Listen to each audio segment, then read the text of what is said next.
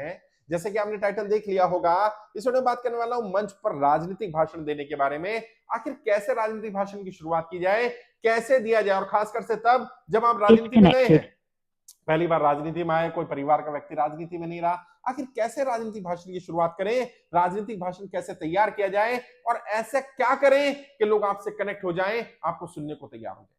सबसे पहली बात तो जब भी राजनीतिक भाषण दें, शुरुआत में खासकर से यंग लोग, युवा लोग ये ध्यान रखें, जिनका पॉलिटिकल बैकग्राउंड नहीं है, जनता आपको सुनने नहीं आई है, क्योंकि आपका पहला भाषण है, पहली बार आप राजनीति में आए, मंच पर आए हैं, लोग आपको सुनना नहीं चाहते हैं। अब लोग आपको सुनने पर मजबूर हो जाएं, ऐसा क्या किया जा सकता है? सबसे पहला काम तो कोई ऐसी जानकारी, कोई ऐसी इंफॉर्मेशन, कोई ऐसी बात जिससे उन्हें लाभ होता हो या उन्हें अपना लाभ दिखता हो, उनके काम की बात। और जब जब किसी भी समूह में आप उनके काम की बात करते हैं, हर व्यक्ति के कान खड़े हो जाते हैं, व्यक्ति सुनने को मजबूर हो जाता है। फिर जब आप उनकी बात, पहले तो पता होना चाहिए किस समूह में जा रहे हैं, किस माहौल में जा रहे हैं, वहां का मुद्दा क्या है, वहां की समस्याएं क्या है। जब आप राजनीति में उतर गए, मंच पर उतर रहे हैं, पॉलिटिकल भाषण देने वाले हैं, तो समस्याओं और समस्याओं के साथ साथ समाधानों पर बात करिए। उनकी समस्याएं क्या हैं? मजदूरों से बात करें तो उनकी क्या समस्याएं हैं, युवाओं से बात करें तो क्या समस्याएं, महिलाओं से बात करें तो क्या समस्याएं, ग्रामीण लोग हैं तो क्या समस्याएं, शहरी लोगों की क्या समस्याएं, बेरोजगार हैं तो क्या समस्याएं, जो लोग ऑलरेडी नौकरी कर रहे हैं उनसे संवाद करें तो क्या समस्याएं। क्राउड को देख करके समस्या और उनके समाधान, वहां का कोई मुद्दा हो सकता है, उस पर बात रखनी। और बात रखने का ढंग ऐसा होना चाहिए कि लोग आप पर विश्वास करने लगे। लोगों पर लोग विश्वास पता है क्यों नहीं करते? क्योंकि उन्हें खुद पर विश्वास नहीं होता। अपनी बात जब भी रखें, कॉन्फिडेंस के साथ रखें, विश्वास भरोसे के साथ रखें। यदि आपको खुद पर ही भरोसा नहीं है, यदि आप ही अपनी बात पर विश्वास नहीं कर रहे हैं, तो ये कैसे मान लिया जाए कि लोग आप पर विश्वास कर लें? और क्यों कर लें आप पर विश्वास? आपको डरना घबराना नहीं है बिल्कुल भी। हो सकता है आपको डर लगे, हो सकता है आपको घबराहट हो, बेहतर ये रहेगा पहले तैयारी कर लें, पहले प्रैक्टिस करें जितना ज्यादा हो सके। और जरूरी नहीं है कि पहले दिन फ्रेश सीधा मंच पर उतर जाएं, आप उसके लिए बहुत सारे ऐसी जगहें हैं जहां जाकर के प्रैक्टिस कर सकते हैं। बहुत सारी ऐसी टेक्निक्स हैं जो आपको अच्छा वक्ता बना सकती हैं। और राजनीतिक वक्ता में और बाकी वक्ताओं में अंतर होता है, ध्यान रखिएगा। जब भी सीखे, राजनीतिक वक्ताओं के बारे में सीखे, क्योंकि राजनीति में बात रखने का ढंग बिल्कुल अलग होता है बाकी मंचों से। कई लोग हैं जो प्रोफेसर हैं, जो टीचर्स हैं, जो डॉक्टर्स हैं, वो लेक्चर देते रहते हैं अलग अलग जगह। वो सोचते हैं मुझे तो लेक्चर देना आता है, मैं ऐसे जाऊंगा राजनीति में भी ऐसे अपनी बात रख दूंगा और लोग मुझसे कनेक्ट हो जाएंगे। उन्हें हैरानी तब होती है कि जब लोग उन्हें सुनना पसंद नहीं करते, लोग बोर होने लगते हैं। तब उन्हें समझ में आता है कि कोई गलती हो रही, कोई गड़बड़ हो रही है, ये क्लासरूम नहीं है। जी हाँ, ये क्लासरूम नहीं है। लोग आपका लेक्चर सुनने नहीं आए हैं, या लोगों को लेक्चर सुनने में इंटरेस्ट नहीं है। लेकिन अगर आप इफेक्टिव तरीके से अपनी बात रखेंगे, आपकी भाषा का उतार चढ़ाव बढ़िया होगा, आप लोगों के मुहावरों का इस्तेमाल सही कर रहे होंगे, आप आई कांटेक्ट सही मेंटेन करोगे, आपका बॉडी लैंग्वेज राजनीति के मंच पर जो होना चाहिए उस तरह का होगा, तो लोग आपके साथ एक कनेक्शन पैदा करेंगे। और फिर वो जो कनेक्शन होगा, वो आपको एक इफेक्टिव वक्ता, अच्छा स्पीकर बना पाएगा। और पहले दिन नहीं बन पाएंगे। इसलिए कोशिश क्या करें, पहला भाषण जब भी दें उसको शॉर्ट रखें, 5, 7, 10 मिनट से ज्यादा का नहीं होना चाहिए। लोग क्या करते हैं, पहली बार मंच पर आए और बस बोलना शुरू कर दिया, और फिर ये भी बता दूं, वो भी बता दूं, ये भी बता दूं, इतिहास भी बता दूं, वर्तमान भी बता दूं, भविष्य बता दूं, सारी बातें खिचड़ी बना दी। और फिर कहते हैं लोग मुझ पर भरोसा नहीं कर रहे हैं, लोग मुझे सुन नहीं रहे हैं, लोग बोर होने लगे। होने ही लगेंगे, लोग वो सब सुनने नहीं आए हैं। और जो पास्ट की बातें हैं, अगर इतिहास की कोई घटना बतानी भी है तो उसको इस तरह से मजेदार तरीके से, स्टोरी टेलिंग मेथड से या क्वेश्चन आंसर मेथड से बात करें, ताकि लोग उसमें इन्वॉल्व हो जाएं। और जब जब जनता किसी चीज में इन्वॉल्व हो जाती है, जनता अपनी स्पीकर से सवाल जवाब करने लगती है, या पिन ड्रॉप साइलेंस होकर के आपकी बात सुनने लगती है, तब तब आप एक अच्छे वक्ता बनते हैं। आप अपनी स्पीच को छोटा रखिए, 5, 7, 10 मिनट का रखिए और इफेक्टिव बनाइए। और जो सबसे मेन चीज है, स्पीच में 3 पार्ट होते हैं। वैसे तो जब आप ट्रेनिंग लेंगे तो आपको सिखाया जाएगा।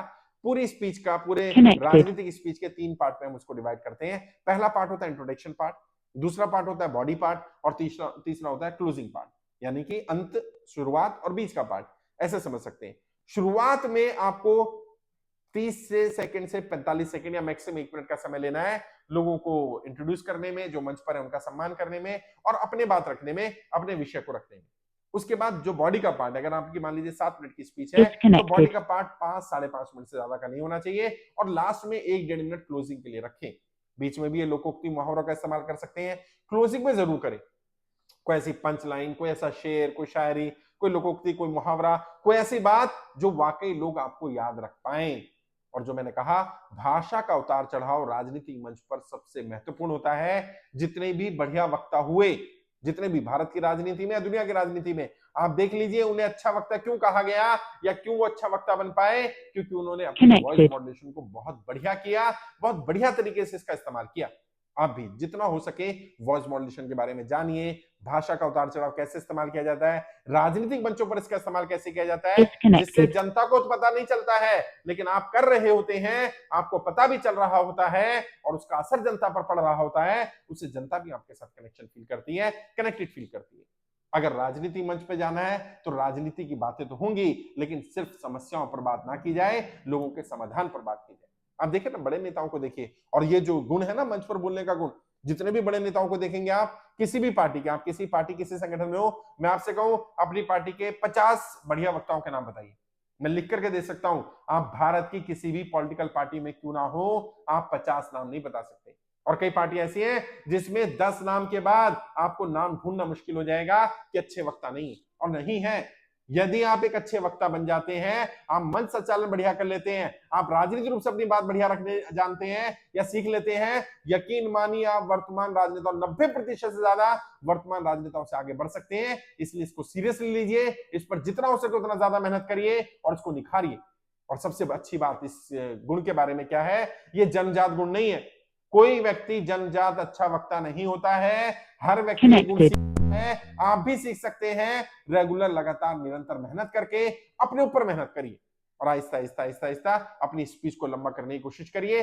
शुरुआत में 5, 7, 8 मिनट से ज्यादा नहीं होना चाहिए और आहिस्ता आहिस्ता आहिस्ता आहिस्ता जब भी मौका मिले 1-1, 2-2 मिनट इसको बढ़ाते चले जाइए और अपनी कोई ऐसी स्पीच या कुछ ऐसी बातें रख लीजिए जो कॉमन होंगी और कुछ बातें नहीं करते रहिए, वहां के मुद्दों के आधार पर, वहां की समस्याओं के आधार पर, वहां के क्राउड के आधार पर।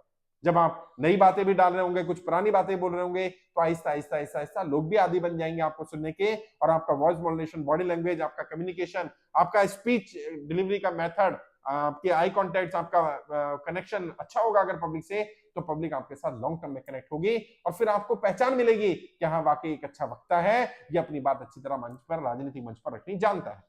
फिर भी कभी कोई दिक्कत आ रही है, परेशानी आ रही है, नहीं बोल पा रहे, नहीं सीख पा रहे, तो आइए मैं गाइड करूंगा। मेरा इंस्टीट्यूट है, दिल्ली आ सकते हैं, ऑनलाइन भी ट्रेनिंग ले सकते हैं। हमारी वेबसाइट है www.iplindia.org, वहां पर ऑनलाइन ट्रेनिंग मिल जाएगी।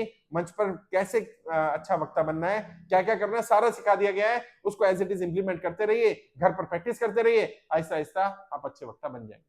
आज के लिए इतना ही। आपके उज्जवल राजनीतिक भविष्य के लिए हार्दिक शुभकामनाएं। जय हिंद, जय भारत।